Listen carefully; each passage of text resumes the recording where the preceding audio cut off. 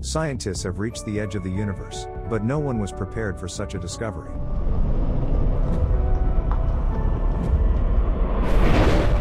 The story begins in a spaceship laboratory. An alarm sounds and the fire suppression systems go off. We hear two men arguing. One of them claims that his partner has lost his mind. A fight breaks out and one of them grabs a pair of pliers and intimidates his colleague. We get a view of the strange ship outside. It's round and emits a bright light. Meanwhile, on another ship, the clock reads 6 o'clock. Lieutenant Colonel and pilot of the ship Harold Richards wakes up and immediately does a few push-ups before getting on the exercise bike. His partner, Dr. Abe Anderson, wants to get some more sleep, but still gets up reluctantly and makes himself some coffee. He adds some alcohol to the drink. After his workout, Harold goes to the lab and writes some data in a logbook, examining a flask of bees. Then he feeds an electric eel that lives on the ship in an aquarium. Finally, he surveys his surroundings through a periscope, but all he sees is darkness. Their ship is also rounded, with one side absorbing light and the other producing something that looks like smoke. While Harold, who is in charge, does his work, his partner Abe does nothing. He drinks alcohol from sachets, tries on a pair of sunglasses, and watches TV. After he finishes his duties, Harold makes himself a cup of coffee and sits down on the couch, pushing aside a whole mountain of booze sachets. Richards informs Anderson that they are getting close. Abe, on the other hand, thinks they are even further away from their destination and their entire mission is pointless. Harold silently stands up and leaves the room. On the following morning, Harold does his push-ups again and heads to the lab. Here he re-enters the data on the bees while Abe continues to sleep. Harold then tosses a fish into the aquarium with the electric eel and accidentally drops his pen into the water. The man tries to reach for it and the military tags on his neck end up in the water too. Suddenly the eel touches the metal tokens and Harold is electrocuted. The man falls, and the ship loses power for a few seconds. Abe wakes up and goes to find Harold. Coming out of the room, the man immediately sees his partner's body. In a fit of hysteria, Abe throws a sack over Harold and pulls him across the ship. The man opens the airlock, places his colleague's body there, but is hesitant to pull the lever and throw him into space. He heads to the control room and tries to figure out how it all works. He sends a query to the computer to figure out how far they are from Earth and the edge of the universe. However, the computer is unable to calculate this. The ship continues to fly into the darkness and the unknown. Anderson leaves the cockpit. He wakes up near the airlock compartment, where he apparently fell asleep missing his friend. As he rises from the floor, he accidentally hits the lever and the ship throws the sack outboard. Abe runs to the periscope in a panic, and validates his fears. His partner's body floats away into outer space. Now the confused Abe has no choice but to continue on his own. The man falls asleep again, while some rough weather rages around the ship.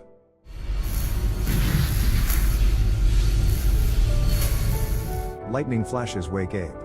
The frightened man approaches the portholes and sees the eye of a huge electric stingray that has wrapped itself around the ship.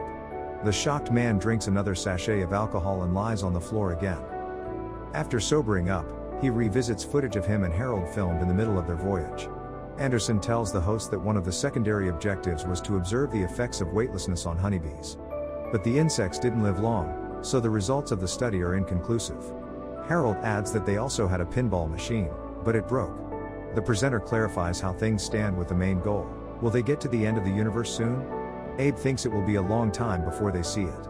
But he's sure they'll reach their destination when they stop seeing stars. The transmission ends and Abe makes a noose out of wires. Putting it around his neck, he pulls out a picture of his wife and mentally says goodbye to her. Suddenly, something jolts the ship. The man loses his balance and convulses.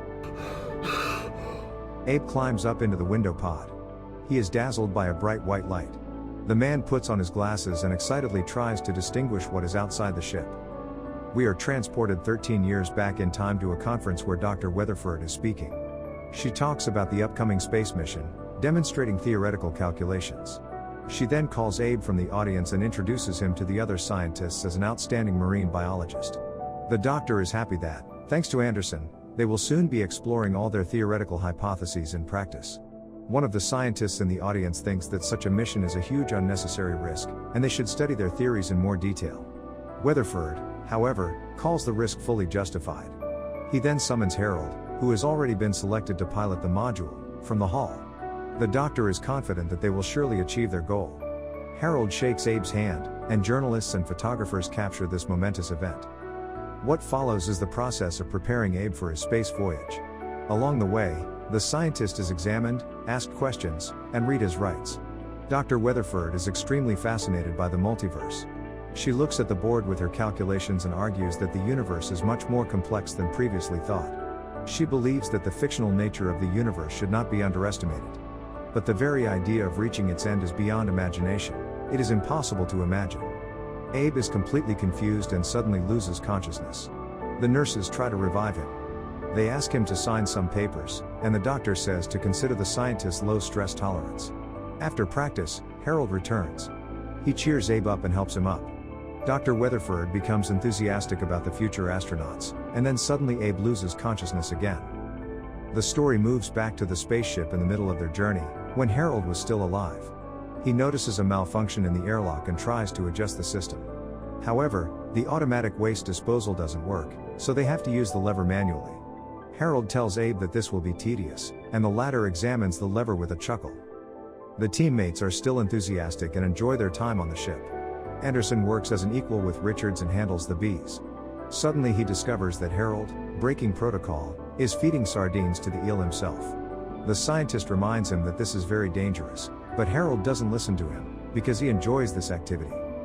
At night Anderson draws something in his notebook, goes to look through the periscope and one of the galaxies appears before him.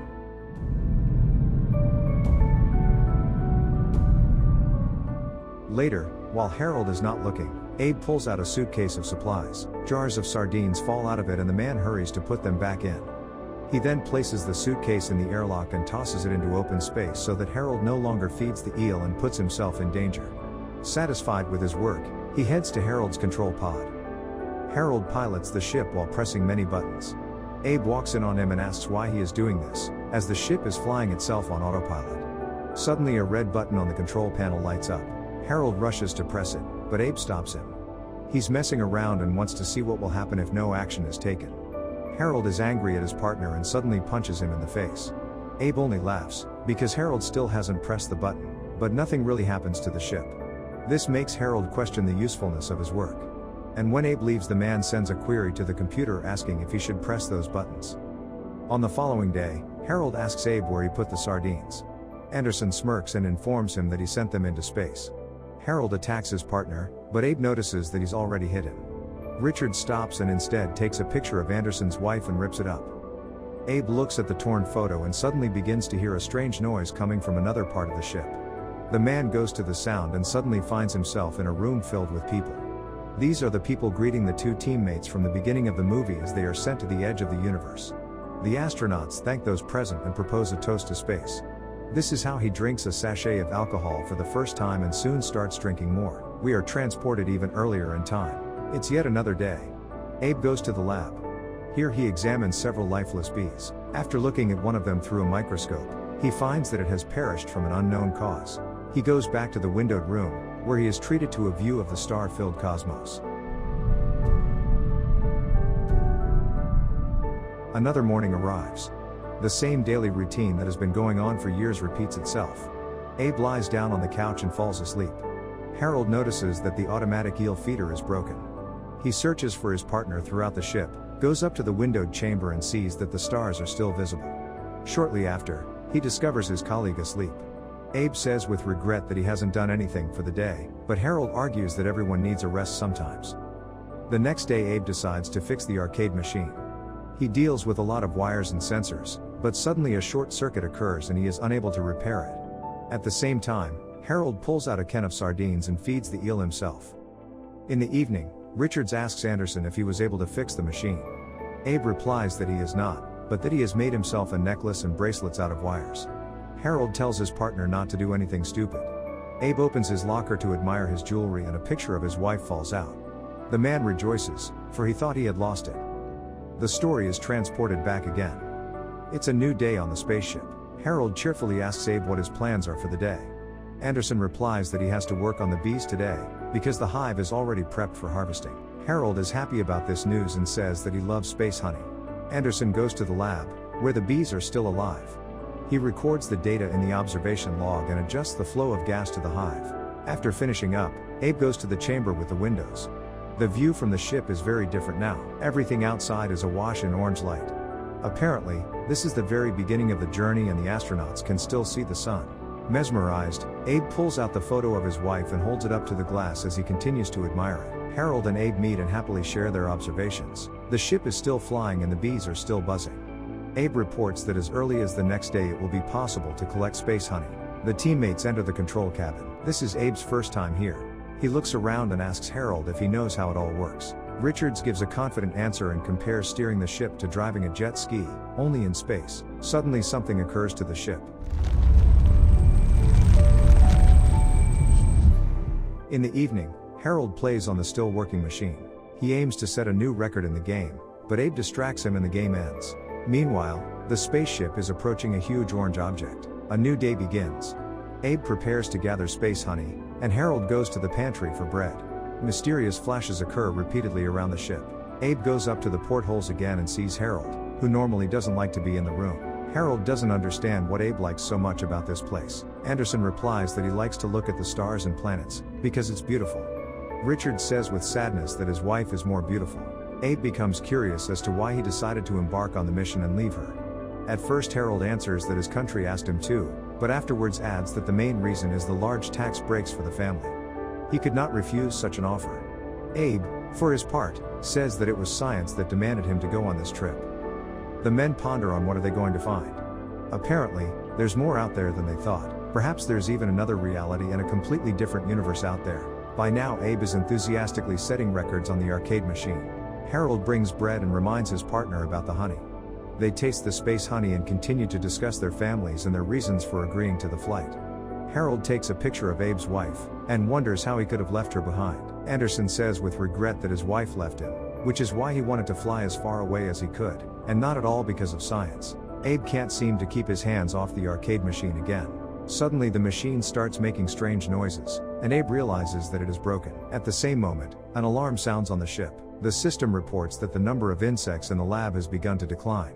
All the bees fall lifelessly to the bottom of the hive. Through the night, Abe has trouble sleeping and is thinking about his wife. He turns on his side, and for a moment we see two other astronauts sitting at a table.